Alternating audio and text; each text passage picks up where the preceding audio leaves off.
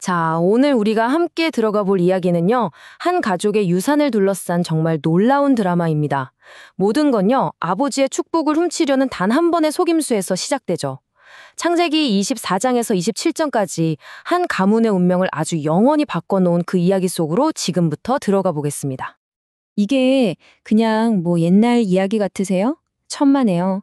이건 상속, 그리고 형제 간의 치열한 경쟁, 또 한민족 전체의 미래를 결정해버린 그 운명적인 선택에 대한 이야기입니다. 도대체 무엇이 이들을 이런 극단적인 상황까지 몰고 갔을까요? 자, 그럼 이야기의 시작으로 한번 가볼까요? 바로 족장 아브라함의 마지막이자 가장 중요한 임무에서부터 시작됩니다. 아니, 근데 이 임무가 왜 그렇게 중요했을까요? 이게 그냥 아들 장가 보내는 그런 문제가 아니었어요. 이건 하나님이 아브라함에게 약속하신 거 있잖아요. 네 후손이 큰 민족이 될 것이다 하는 그 언약, 바로 그 약속을 지키는 것과 아주 직결된 문제였거든요. 혈통을 잇는다는 게 곧 그 신성한 약속을 이어가는 길이었던 거죠. 아브라함의 가장 믿음직한 종이 머나먼 메소포타미아로 길을 떠납니다. 그리고 정말 영화 같은 일이 벌어져요.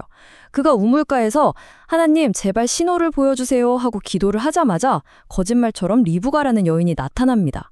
알고 보니 그녀는 바로 아브라함의 조카 손녀였죠. 와, 근데 더 놀라운 건요. 그녀가 단 한 번도 본 적 없는 남자 이삭과 결혼하겠다고 선뜻 동의했다는 겁니다. 이 대담한 결정이 바로 모든 역사의 시작점이었습니다. 자, 이제 무대가 바뀝니다. 아브라함 세대에서 그의 아들 이삭의 세대로 넘어가고요. 드디어 그의 두 아들 사이에 갈등이 서서히 고개를 들기 시작합니다. 시간이 흘러서 아브라함이 세상을 떠나고 이제 이삭이 공식적으로 가문의 족장이 됩니다. 하지만요, 다음 세대를 얻기까지는 정말 오랜 기다림이 필요했어요. 이삭이 무려 60세가 되어서야 마침내 그의 아들들, 바로 운명의 쌍둥이가 태어납니다. 이 쌍둥이는요, 태어날 때부터 모든 게 달랐어요. 형 에서는 붉고 털이 많은 딱 봐도 거친 사냥꾼이었고요. 동생 야곱은 조용히 집에 머무는 그런 타입이었죠. 근데 진짜 문제는 따로 있었습니다. 아버지는 사냥자라는 에서를, 엄마는 자기 곁에 있는 야곱을 노골적으로 편애했어요. 이 불균형이 결국 모든 갈등의 불씨가 되고 맙니다. 그리고 이 갈등이 폭발하는 결정적인 순간이 찾아옵니다. 에서가 밖에서 사냥하고 돌아와서 너무 배가 고팠던 거예요. 그 순간의 배고픔을 못 이겨서 자신의 미래 상속권, 즉 장자권을 팥죽 한 그릇에 덜컥 팔아버립니다. 여러분, 이 장자권이라는 게 그냥 이름뿐인 게 아니에요. 재산을 2배로 상속받고 가문의 영적인 리더가 되는 엄청난 권리였거든요. 성경은 이 장면을 두고 이렇게 차갑게 기록합니다. 에서가 장자의 명분을 가볍게 여겼다. 순간의 충동이 그의 운명을 통째로 바꿔버린 거죠. 자, 드디어 이야기의 클라이맥스입니다. 모든 것을 영원히 돌이킬 수 없게 만들어버릴 그 속임수의 순간으로 가보시죠.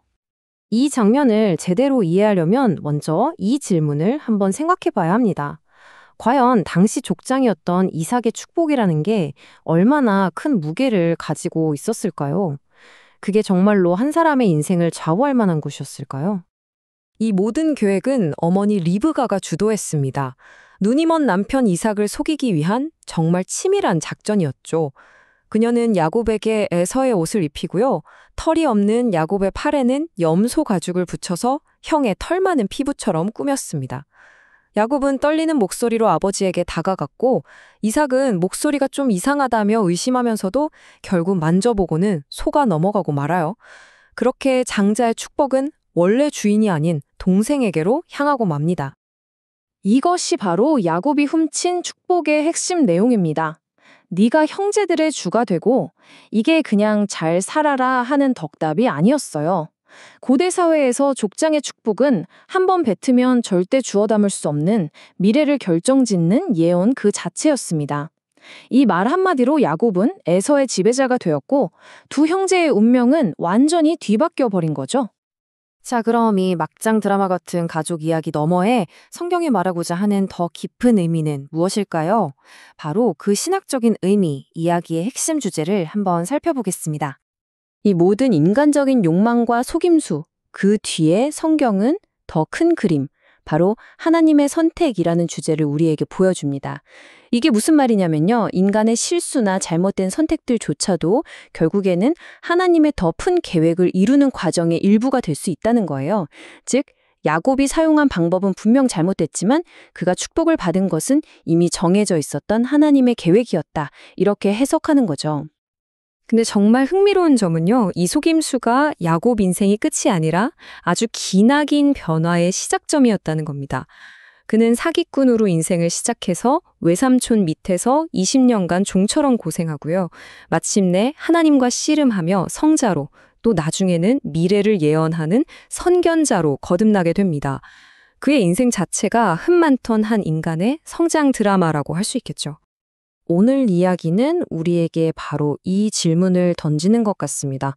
인간의 수많은 결정과 실수 속에서 신성한 계획이라는 건 과연 어떻게 성취되는 걸까요? 어쩌면 이 이야기는 우리의 불완전함 속에서도 그것을 넘어서는 더 큰 목적이 이루어질 수 있다는 메시지를 던지는 건 아닐까요? 여러분의 생각은 어떠신가요?